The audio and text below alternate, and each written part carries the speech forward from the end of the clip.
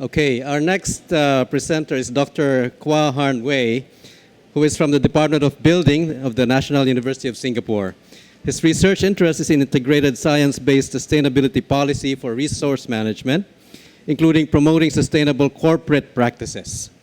He took charge of an APFED Showcase project back between 2006 and 2009 on corporate social development responsibility. And so we'd like to welcome Dr. Kua.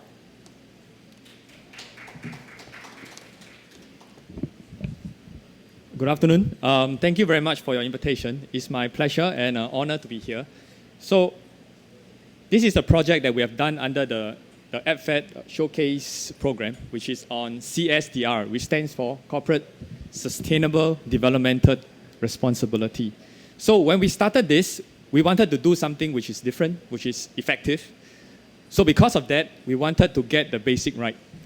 So what do I mean by that? To get a basic right means that we have to start with a concept.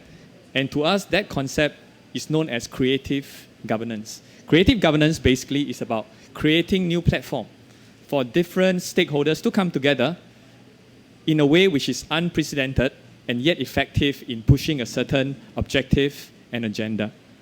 So the reason why we feel that in sustainable development, creative governance is very important is because in sustainable development, we are basically looking at a whole host of different problems of different nature. So we need to have different stakeholders coming together who are proficient in addressing the problem in all these different problems and topics and issues. So let me give you an overview of what CSdR is about. It's about stakeholders, of course. So let me give you a little bit of the history. CCO, a very dynamic local NGO, the Climate Change Organization, is the NGO that applied for this fund. And in 2006, thanks to APFED IGIS, we managed to get the funding. And the president of CCO actually approached me at the university to come out with a methodology of practicing CSdR. So we designed a program and we also designed the metrics for measuring sustainability, which I'll share with you in a little while. We also have the honor to have 3 organizations, including SIIA, the Singapore Institute for International Affairs, to supervise us throughout the project. And in the center of the project is actually these 3 companies. These 3 local companies with a combined annual turnover of over $2 billion US. So they are not too small. They are not really too small, I would say. So what is CSdR? What is the framework, the idea behind that? Well, basically it is a set of guidelines for companies to follow. And in order for it to be academically rigorous, we have gone through a literature review of all the existing program and guidelines and identify the strengths and weaknesses. Besides, at that time, ISO 26000 is gaining a lot of momentum and traction in the industry. So we look at that and see whether we can come up with something that can help firms actually adopt ISO 26000 in the near future. Ultimately, it is about something which is feasible, that can be practiced in the industry. So because of that, we actually held a lot of focus group meetings with the different departments of the 3 companies to come up with the different indicators. So in the center of CSdR is actually these 6 categories of indicators. I will not go through them, but I would like to make use of one example to show you the kind of grounds that we have covered. So on the right-hand side here, you see a list of the different indicators. A very important feature in CSdR is that we do not go around telling companies what to do. Instead, we have what I call co-created indicators, which are indicators that we created together with the companies in the focus group meetings, so that we know that these are indicators that we can use to persuade them to improve their performance year after year.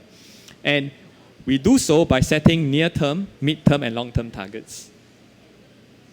So let me give you a very brief account of the 3 companies. The first company is DLS, which is the second quantity surveyor firm in Singapore. Through our cooperation, we managed to deepen their involvement in resource management. And because they are into construction and quantity surveyor, they use a lot of paper. So we help them to promote this paper policy, which actually ended decreasing their paper use by 12% between 2007 and 2008. The second company is a ball bearing and steel parts manufacturer. It's called SKF. And as you can see, this company has a strong track record of sustainable development and environmental performance. Even with this company, which I would consider as a veteran in the field of environmental performance, we managed to give them value-added services. So what do? Basically, we help them to run energy efficiency, energy consumption simulation to find out roughly how much they can save, how much energy they can save if they are to basically make use of what we call sun X film on the window to reduce heat infiltration. And also, through our networking, we managed to link them up with the PUB, which is the Public Utilities Board, and in particular, the WEB, which is the Energy Efficient Building Program. Finally, we have Sinoco Energy, which is one of the largest power generator in Singapore. So as you can see, similar to DLS and SKF, Sinoco can be considered as a veteran in environmental performance. But even with a veteran, we can find and we can identify a way to improve their environmental performance. So although they have done a lot through the years to reduce their overall pollution, we managed to find that their indoor environment is not so healthy. How do we find out? Basically, we send our students and researchers in and take independent assessment to find out where the CO2, the carbon dioxide level is high, and recommend ways of improvement. So one of the focus group meetings was held back in 2008, and that is a form of a workshop cum seminar setting, and it was very well attended in the university. So in conclusion, what do we learn, and is there anything that we can hope to promote in this Rio Plus 20? Firstly, the kind of policy transformations that we have helped to bring about is basically at the company level. I think we managed to get these companies to start looking at sustainable development across a whole host of different indicators.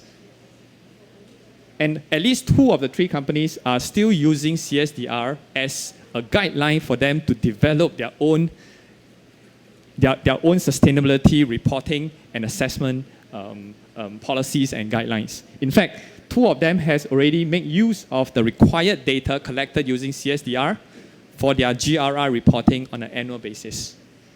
So what can we suggest? I mean, what are the suggested policy and institutional change that we have materialized? Firstly, we have been trying to recommend CSdR as a set of guidelines to the district government, which is the southwestern part of Singapore. However, due to some reasons, we are not able to materialize or be successful in this area. Fortunately, and quite recently, the district government is beginning to be open to the idea of us transforming the concept behind CSdR to come out with what I call the COM-SDR, which is Community Sustainable Developmental Responsibility. To come out with a set of guidelines for a community, it can be a precinct within the Southwest District of Singapore to promote sustainability along the 3 domains or the 3 bottom lines. And finally, for Rio Plus 20, this is what I would like to share. I feel that using creative governance as a platform, there's actually a need for us to do some stock taking to find out whether the different types, the different mechanism of stakeholder engagement so far has been successful. And as we march towards the new millennium, and as many of us say, the green economy, I think many of us are already aware that we cannot address any single sustainability problem in isolation. More and more, we are talking about what I will call concurrent and yet diverse challenges. For example, in Singapore, we are no longer talking about water availability. We are talking about getting water and yet being energy efficient in that process. So it is a water-energy nexus. So are we able to engage the stakeholders to also help us to look at all these different problems together, the so-called concurrent and diverse challenges?